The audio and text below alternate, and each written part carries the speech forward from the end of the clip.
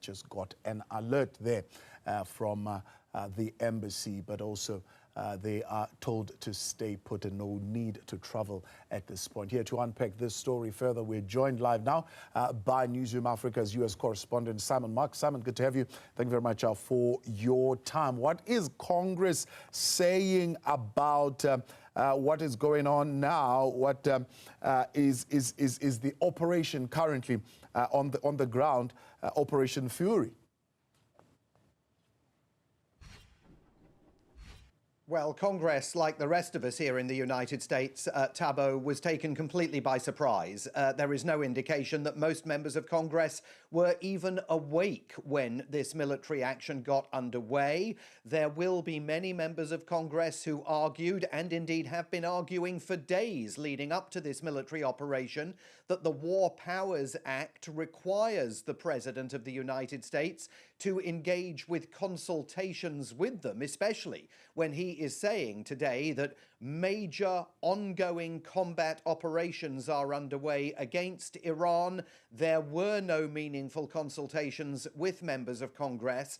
And even more broadly than that, the president risks being accused of breaking American law, never mind international law. And remember, this is the administration that has never even attempted to justify its attack on Venezuela under international law, the attack in January that led to the overthrow and abduction of President Nicolas Maduro in Caracas. American law, a statute enacted by President Ronald Reagan in 1981, prohibits the president or any other American government official from launching efforts to kill foreign heads of government or senior officials. And it is absolutely apparent from the reporting that has emanated from Iran over the last few hours that the United States is assuredly trying to kill both the country's supreme leader, the Ayatollah Ali Khamenei, but also Iran's president,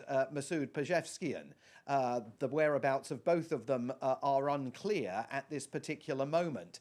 I mean, this is a Trump administration that has not explained to the American people why this military action is justified, and cannot explain to either the American people or the Iranian people what the outcome of this is going to be. And remember, it's the same President Donald Trump who was elected promising his own supporters and the American people more broadly that he was not going to get America dragged into wars in far-off places about which the American people knew little and understood even less. He was all about bringing troops back from distant theaters where wars had been waged. In the case of Afghanistan, the longest war in American history. Suddenly, here is a president of the United States going for broke. I mean, essentially playing a game of 52-card pickup in the Middle East. He has, by his own admission,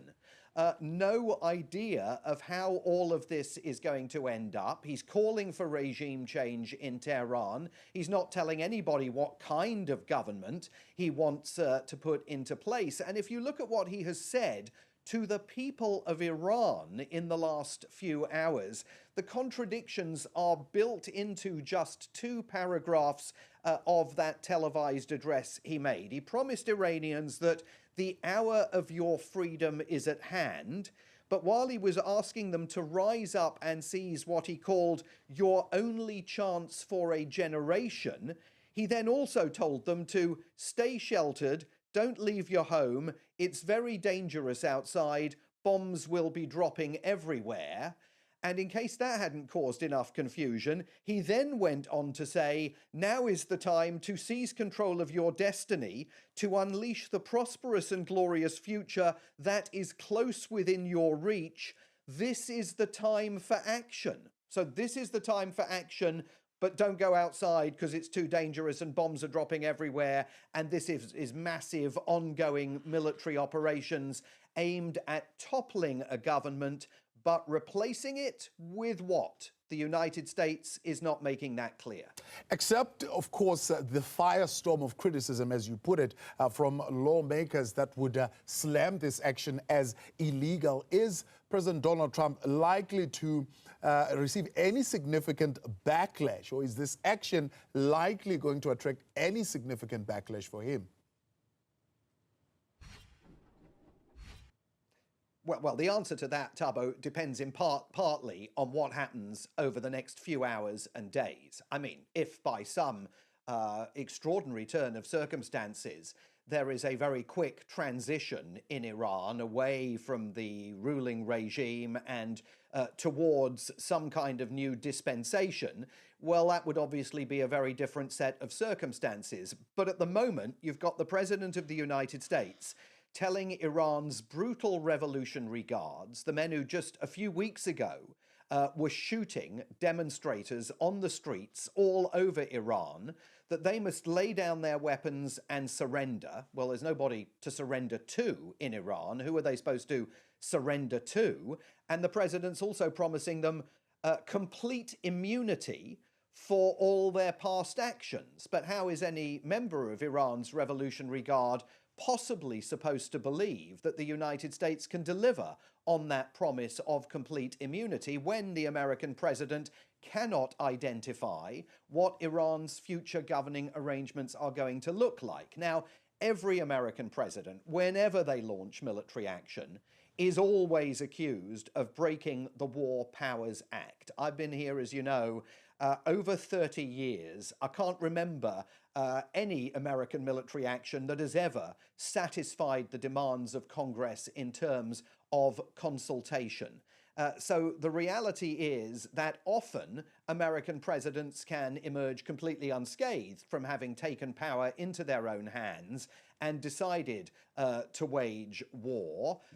However, the outcome here is so profoundly uncertain that the fear on Capitol Hill is going to be that Donald Trump has simply gone for broke. He has no idea other than what the outcome of this is going to be, and is simply hoping that the brute force, the size of the force that he's assembled in the Middle East, the most powerful assembly of American military power since George W. Bush attacked Iraq in 2003, the size of that force coupled with the Israeli military is going to deliver some kind of dispensation that works out better for the United States in the region and for Iranians. If that fails, and remember that America's regional allies have been warning the United States for weeks against attacking Iran, fearing that it would spark a wider regional conflict.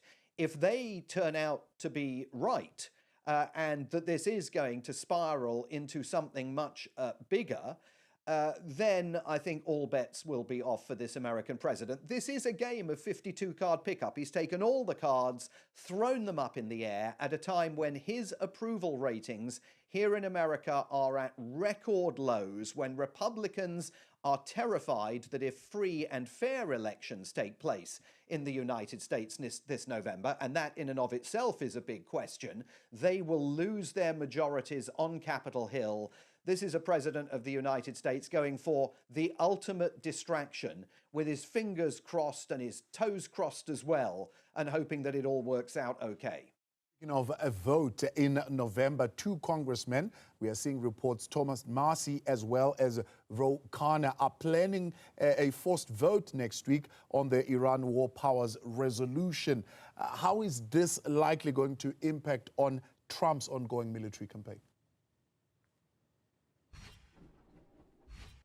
Well, it's important to underscore that Thomas Massie is a Republican. He's a dissident Republican who has been in the vanguard of efforts to try and force the release of all the millions of documents pertaining to Jeffrey Epstein that the Department of Justice is still withholding. So he is very much on the White House enemies list.